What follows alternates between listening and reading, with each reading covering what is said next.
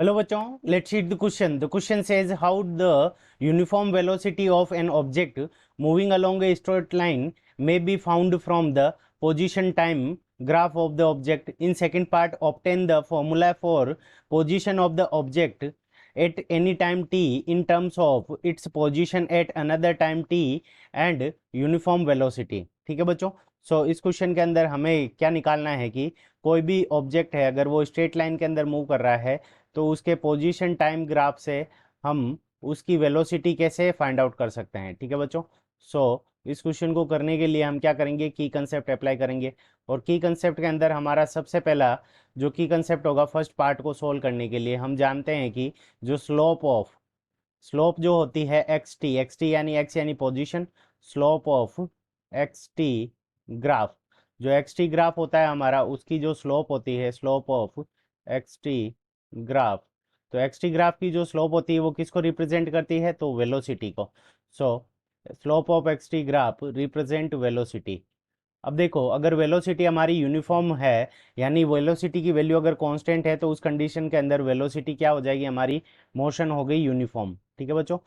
Velocity की value हमारी क्या हो गई, कांस्टेंट. कांस्टेंट.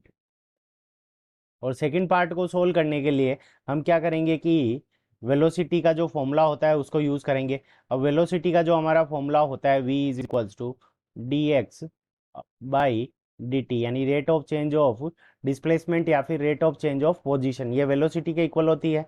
इस क्वेश्चन को करने के लिए हम डायग्राम देख लेते हैं. तो ये हमारा डायग्राम हो गया. तो अब हम क्या करेंगे, इसके अंदर वाई एक्सिस की तरफ हमारा पोजीशन हो जाएगी मीटर्स के अंदर, और एक्स एक्सिस की तरफ हमारा क्या हो जाएगा, टाइम पीरियड. अब देखो, इनिशियल जब टाइम पीरियड की value t is equals to zero है तो उस कंडीशन के अंदर जो डिस्प्लेसमेंट की वैल्यू है यानी पोजीशन जो हमारी है पार्टिकल की वो कितनी है, एक्स नॉट है. अब मान लेते हैं कि किसी भी टाइम t के ऊपर, किसी भी टाइम t के ऊपर जो पार्टिकल की पोजीशन है, यहाँ पे टाइम t हो गया, तो इस टाइम t के ऊपर जो पार्टिकल की पोजीशन है वो हमारी क्या है, x1 है. तो यहाँ पे x1 हो गई. और 2t टाइम के ऊपर अब हम टाइम ले लेते हैं ट्वाइस ऑफ t. तो ट्वाइस ऑफ t यानी 2t टाइम के ऊपर जो हमारी पोजीशन की वैल्यू है वो हम कितनी मान लेंगे, तो वो मान लेंगे हम x2. तो यहाँ पे टाइम हमारा कितना है, 2t के इक्वल है. और यहाँ पे जो पोजीशन है वो कितनी है, x2 है. अब देखो, हम जानते हैं कि जो वेलोसिटी होती है v is equals to d x upon d t, v is equals to d x upon d t. अब देखो, स्लोप अगर हम देखें इस कर्व की तो स्लोप क्या हो जाएगी, तो स्लोप किसी भी कर्व की होती है वो हमारी क्या होती है, तो d y by d x के इक्वल होती है स्लोप. तो slope is equals to d y by d x. अब देखो, वाई एक्सिस की तरफ हमारा क्या है, डिस्प्लेसमेंट है. यहाँ पे हमारे पास में वाई एक्सिस की तरफ क्या आ जाएगा, डी एक्स. और एक्स एक्सिस की तरफ हमारा क्या है, टाइम पीरियड है, तो D x upon d t. तो देखो, D x upon d T इसकी वैल्यू किसके इक्वल हो जाएगी, तो हमारी वेलोसिटी के इक्वल हो जाएगी. हम क्या लिख सकते हैं, v is equals to d x upon d t. तो यहाँ से हमारे पास में स्लोप से हमने वेलोसिटी की वैल्यू फाइंड आउट कर ली. D x upon d t. अब हम करेंगे इसका इंटीग्रेशन, तो हम क्या लिख सकते हैं, v d t is equals to d x. अब दोनों साइड में अगर हम इंटीग्रेशन करें तो यहाँ पे हमारे पास में इंटीग्रेशन वी डी टी और इंटीग्रेशन डी एक्स. तो वी डी टी का v क्या है, हमारा कांस्टेंट है, यूनिफॉर्म वेलोसिटी है. यहाँ से हमारे पास में v t is equals to, यहाँ पे हमारे पास में क्या आ जाएगा, x, और एक इंटीग्रेशन कांस्टेंट आ जाएगा. तो यहाँ पे c प्लस वी टी, सी क्या है यहाँ पे, इंटीग्रेशन कांस्टेंट. तो जब अब इस सी की वैल्यू फाइंड आउट करने के लिए हम क्या करेंगे कि time period t is equals to क्या करेंगे, जीरो पुट करेंगे. तो time period t is equals to zero, तो उस कंडीशन के अंदर जो x है उसकी वैल्यू हमारी किसके इक्वल हो जाएगी, तो x नॉट के इक्वल हो जाएगी. यहाँ से हमारे पास में जो इक्वेशन आ जाएगी किसी भी टाइम t के ऊपर, तो x is equals to v t plus x not.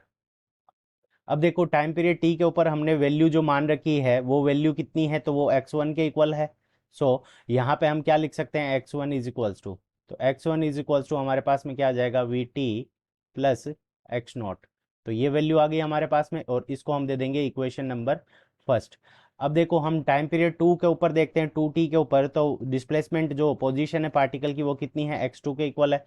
तो यहाँ से हम क्या लिख सकते हैं, x2 is equals to v multiplied by 2t. तो यहाँ पे टाइम पीरियड कितना है हमारे पास में, 2t, तो v multiplied by 2t plus x not.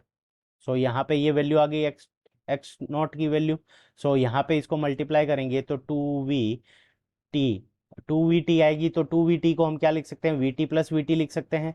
सो यहाँ से हमारे पास में आ जाएगा vt plus x not plus vt। So vt plus x note को हम क्या लिख सकते हैं, x1 के इक्वल लिख सकते हैं। तो यहाँ से हमारे पास में जो x2 की वैल्यू आ जाएगी टाइम t के ऊपर, जब टाइम की वैल्यू t से ग्रेटर है, तो यहाँ पे vt प्लस एक्स नोट की जगह हम क्या लिख सकते हैं, x1 प्लस vt। तो यहाँ पे हमारे पास में ये वैल्यू आ गई, यानी किसी भी टाइम जब टाइम की वैल्यू t से ज़्यादा हो तो उस कंडीशन के अंदर हमारे पास में जो पोजीशन आ गई x2 is equals to x1 plus v t, और x2 की जगह हम क्या लिख सकते हैं, x लिख सकते हैं जब टाइम पीरियड। तो हमारा फॉर्मूला क्या हो जाएगा, किसी भी time t greater than t के लिए, फॉर टाइम